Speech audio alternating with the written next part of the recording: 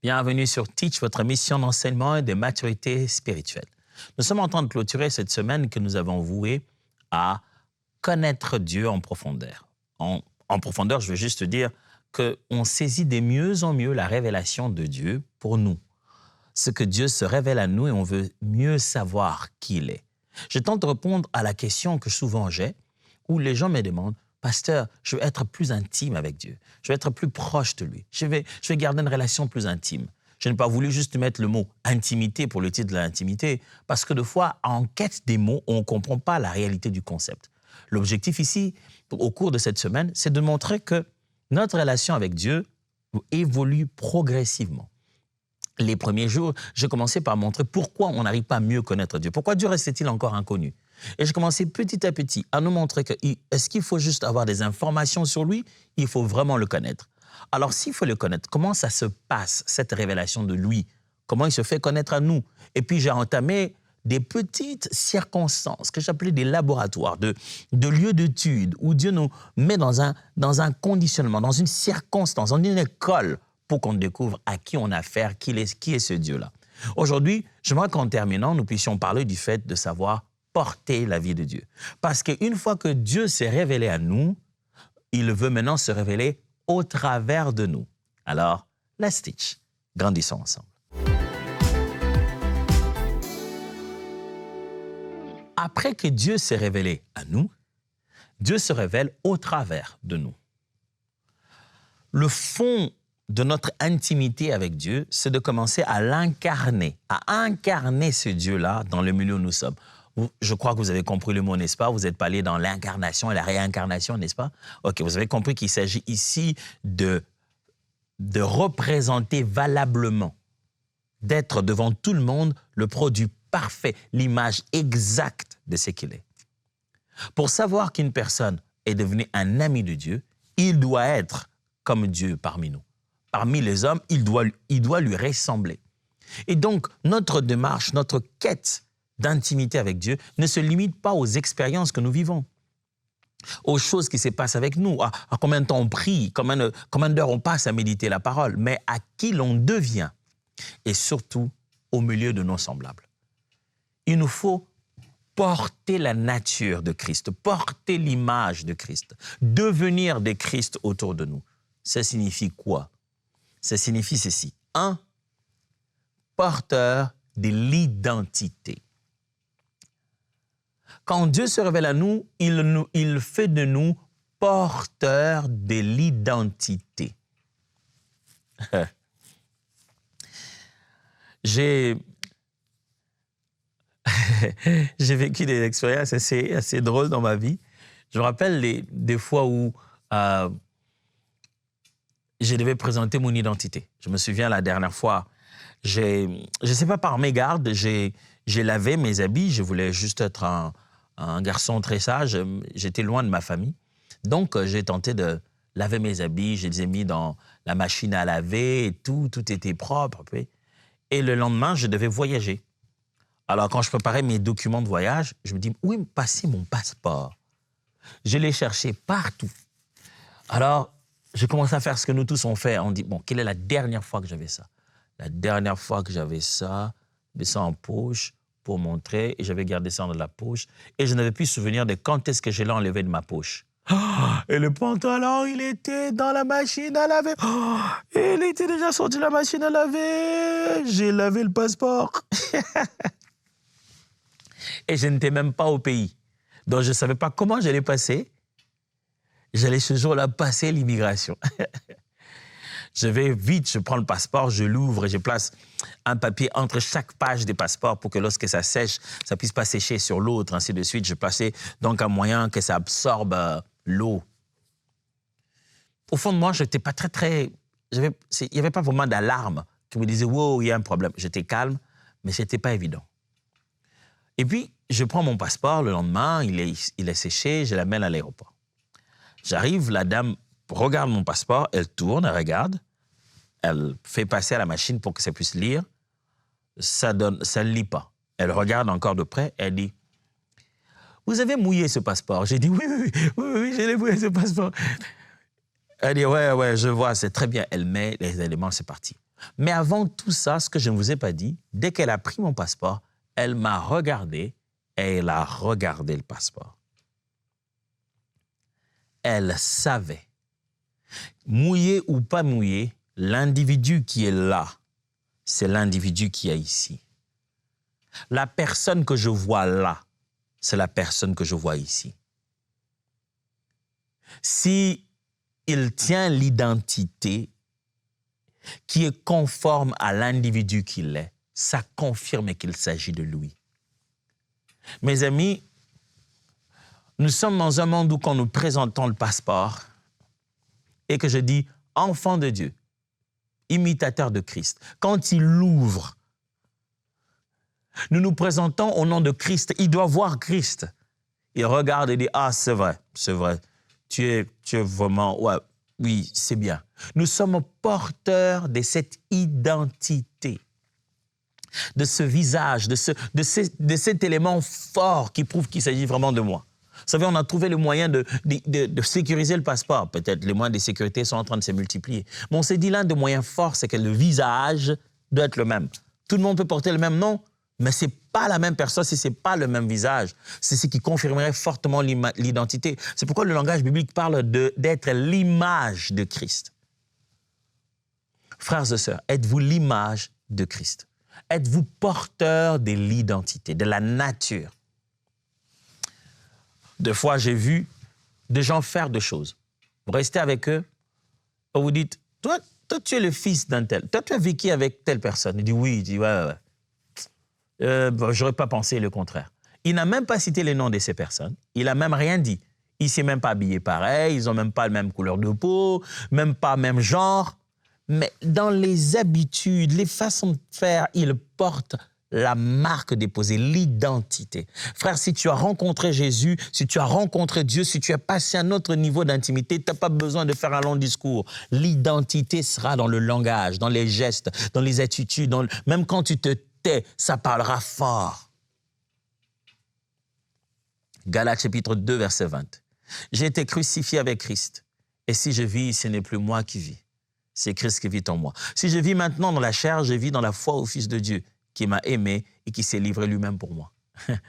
Si je vis, ce n'est plus moi qui vis, c'est Christ qui vit en moi. Désolé de vous le dire, mais je trouve ça un peu drôle que dans nos églises, les gens tentent et réussissent de fois à nous rassembler beaucoup extérieurement. Et même dans leurs habitudes. Hein. À peine qu'ils sont avec des gens, on dit « Ah, là, toi, tu dois avoir été avec Atam, ça, ouais.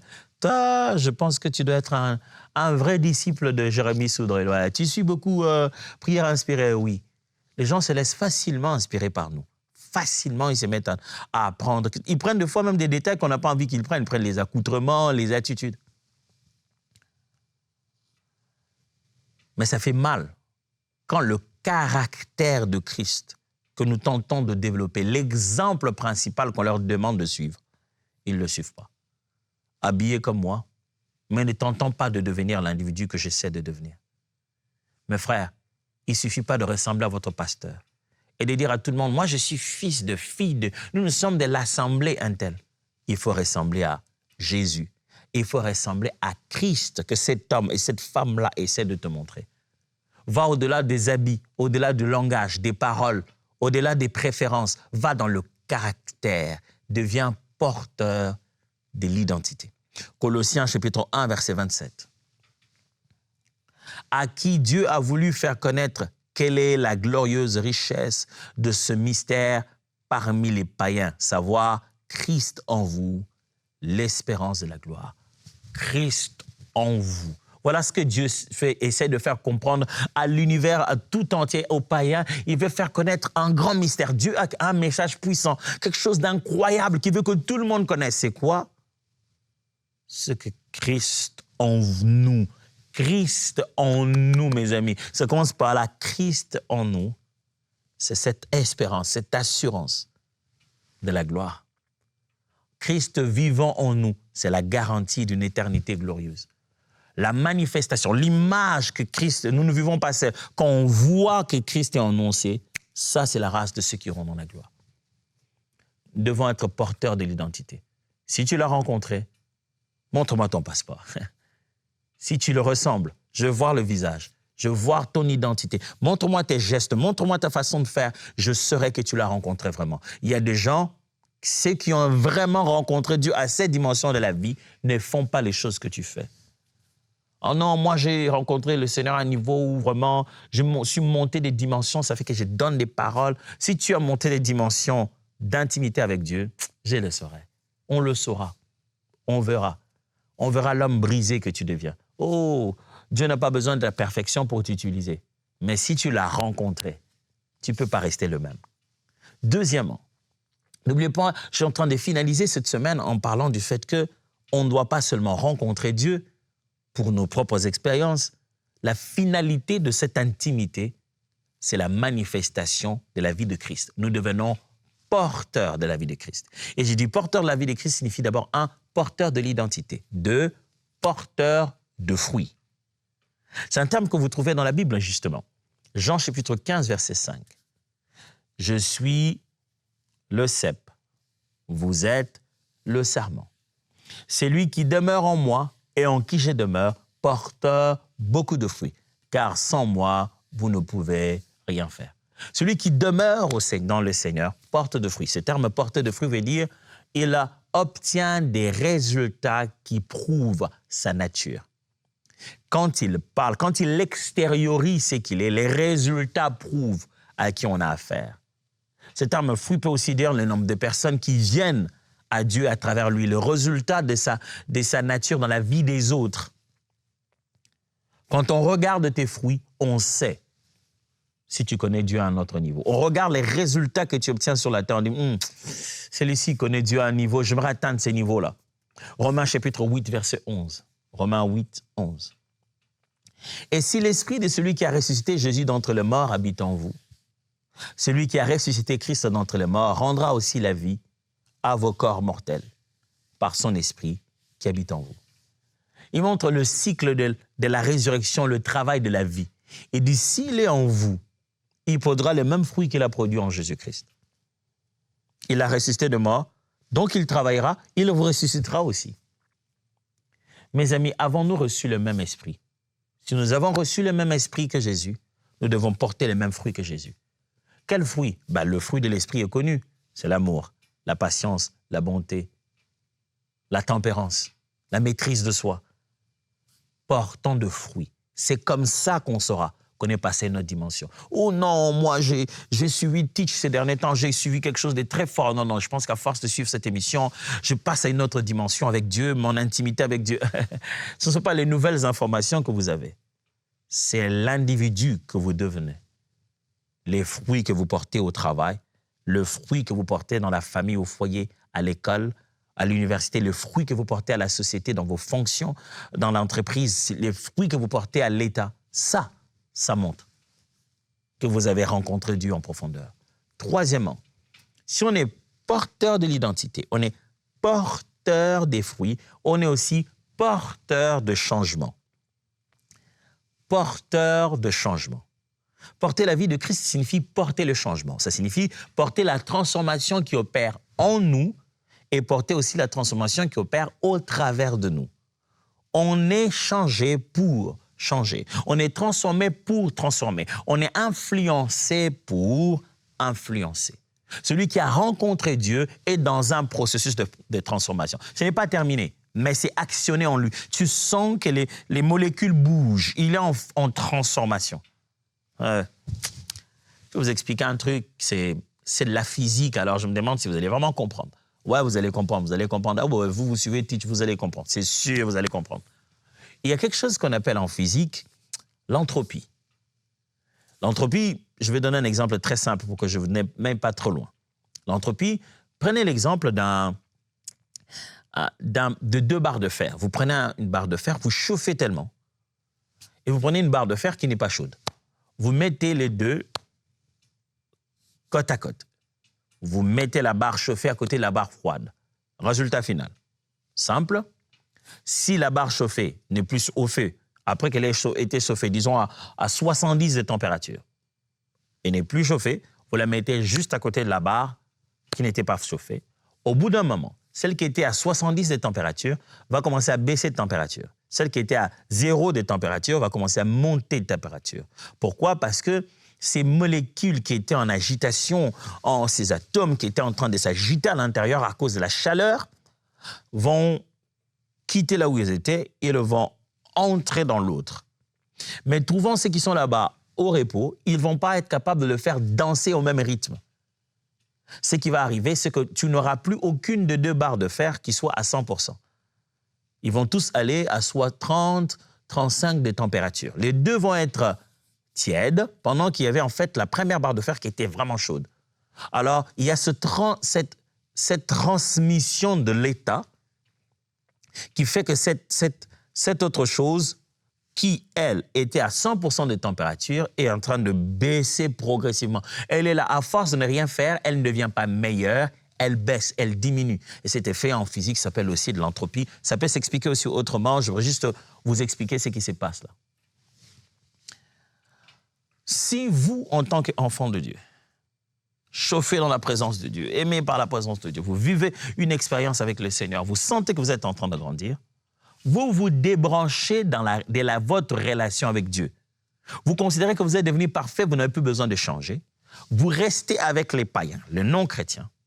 Vous allez pouvoir leur donner une ou deux astuces ou deux conseils ou deux éléments de changement. Mais après, ce qui va arriver, vous ne grandissez plus. Et eux, ils n'arrivent pas là où vous vouliez qu'ils arrivent. Ce que je dis, c'est que vous les rendez plus religieux, ils n'arrivent pas à devenir spirituels. Et vous cessez d'être spirituel, vous devenez charnel. La solution, c'est que pendant que vous essayez de communiquer et de donner le changement doit continuer à être opéré en vous. C'est cela la plus grande faiblesse de nos églises. Ceux qui sont dans les départements, chorale, louange, protocole, sécurité, intercession, pasteur, ceux-là se considèrent comme des personnes qui ne doivent plus changer. Elles sont devenues parfaites. Et donc, elles essayent de donner un peu de vie aux autres qui viennent d'arriver, qui sont bébés dans la foi. Résultat final, toute l'Église devient tiède. Si vous arrêtez de changer, si vous considérez que vous êtes hors de portée, ce n'est pas une affaire qui vous concerne, vous êtes appelé berger à l'Église, vous êtes pasteur senior. Si la transformation ne vous occupe plus, vous êtes en train de paralyser le processus de transformation au travers de vous. Vous devez rester en mouvement, rester chauffé pour que l'autre barre de fer atteigne votre niveau de chaleur. Vous devez continuer à être alimenté des chaleurs. Vous devez être porteur du changement, non pas comme un changement à distribuer, mais un changement permanent qu'on continue à vivre soi-même. Romains chapitre 12, versets 1 à 2. Je vous exhorte donc, frères, par la compassion de Dieu, à offrir vos corps comme un sacrifice vivant, saint et agréable à Dieu, ce qui sera de votre part un culte raisonnable. Ne vous conformez pas au siècle présent, mais soyez transformés par le renouvellement de l'intelligence, afin que vous discerniez quelle est la volonté de Dieu, ce qui est bon, agréable et parfait. Vous voyez ce que Paul dit aux Romains? Il dit, ne vous conformez pas au monde, continuez à être transformés. C'est-à-dire, si nous devons faire quelque chose au monde, on ne devient pas comme eux. Si nous devons leur alimenter de notre feu, nous devons les transformer en quelque chose, nous-mêmes, on doit continuer à subir notre transformation. Éphésiens chapitre 4, versets 22 à 24. À vous dépouiller eu égard à votre vie passée du vieil homme qui se corrompt par des convoitises trompeuses et à être renouvelé dans l'esprit de votre intelligence et à revêtir l'homme nouveau, créé selon Dieu, dans une justice et une sainteté véritable. Il parle aux chrétiens, mais les chrétiens, il parle aux chrétiens d'Éphèse. Il insiste à ceux qui ne se laissent pas faire par le vieil homme, qui revêtent plutôt l'homme nouveau, qui est transformé dans son intelligence. C'est un peu la suite, une même façon de leur dire ce qu'il a dit dans Romains. Mes amis, si vous avez rencontré Dieu, ce que vous avez suffisamment compris, que le changement est progressif, permanent, jusqu'à ce qu'il revienne. Si vous voulez passer à un autre degré d'intimité avec Dieu, sachez que vous allez passer au degré du changement permanent. Vous n'atteindrez pas un degré d'intimité avec Dieu où vous dites « Ok, c'est bon, il n'y a plus rien à faire ici. » Dès que vous atteignez ça, le Seigneur vous enlève parce qu'il ne veut plus que vous restiez sur la terre. Mais parce que si vous y êtes encore, il y a des choses à apprendre. Vous en êtes peut-être à 50%, à 90%, peut-être à 99%, vous êtes tellement parfait. Mais une chose est sûre, vous êtes porteur du changement comme un changement vécu et aussi comme un changement d'influence. Vous influencez les autres par ce qui se passe en vous. Quelquefois, les gens ne vous écouteront pas. Ils n'écouteront que ce que vous vivez. Quatrièmement, en tant que porteurs, nous sommes littéralement porteurs de vie. La Bible utilise le terme Zoé en grec pour parler de la nature de la vie éternelle qui est en nous. Il y a la vie bio que nous connaissons pour biologie, la vie que nous avons, la vie naturelle, mais il y a aussi la vie Zoé, qui est une nature de vie divine, qui est une vie sans commencement ni fin. C'est ce qu'on a, la Bible a appelé la vie éternelle. Mes amis, nous portons la vie éternelle en nous qui change la nature de la vie quotidienne, une vie en abondance. Jésus dit, je connais mes brebis et je leur donne une vie en abondance. Abondance ne veut pas dire rempli des choses, ça veut dire comblé, c'est-à-dire une vie comblée. Et comment on est comblé? On est comblé par le contentement. On a ce qu'on devait avoir et on est comblé. Mes amis, quand vous êtes porteur de Christ, quand vous avez rencontré Jésus, vous l'avez rencontré à une autre dimension, quand vous avez grandi dans votre intimité avec Dieu, résultat final, vous êtes porteur d'une vie. Acte 1, 8, la Bible dit, « Mais vous recevrez une puissance, le Saint-Esprit survenant sur vous, et vous serez mes témoins à Jérusalem, dans toute la Judée, dans la Samarie, jusqu'aux extrémités de la terre. » Mes amis, nous avons reçu une vie. Dans cette vie se trouve une puissance. Nous avons reçu une vie communicable. Ce n'est pas juste une vie pour nous à consommer, mais c'est une vie que nous pouvons donner. Et ici, la Bible montre qu'en recevant le Saint-Esprit, nous allons être le témoin, les martyrs, ceux qui vont par-ci, par-là dire et démontrer que c'est vrai. La vie que nous avons reçue, nous pouvons la communiquer. Si tu as rencontré Dieu, allez, comprenez-moi bien, si tu as rencontré Dieu, tu peux communiquer Dieu. Si tu as été en rencontre avec Dieu, tu peux partager cette vie de Dieu que tu as reçue aux autres. 1 Corinthiens 17, verset 2. Plutôt 1 Corinthiens 12, verset 7. J'avais tous les chiffres, mais j'ai laissé en verset. 1 Corinthiens 12, verset 7. Or, à chacun, la manifestation de l'Esprit est donnée pour l'utilité commune. On porte la vie du Saint-Esprit et nous l'avons chacun reçu pour la manifester. Tu as rencontré le Seigneur, tu es passé à une autre dimension avec lui, manifeste cette vie. Je ne parle pas seulement de ton comportement, je ne parle pas seulement de ton caractère, je parle de la puissance surnaturelle de la vie qui t'anime. Ah oui, si on l'a rencontré, nos visages vont briller. Je ne dis pas littéralement, mais on va être communicateur de quelque chose. Nous avons reçu quelque chose, nous devons donner cette chose-là aux autres. Est-ce que vous avez reçu la vie?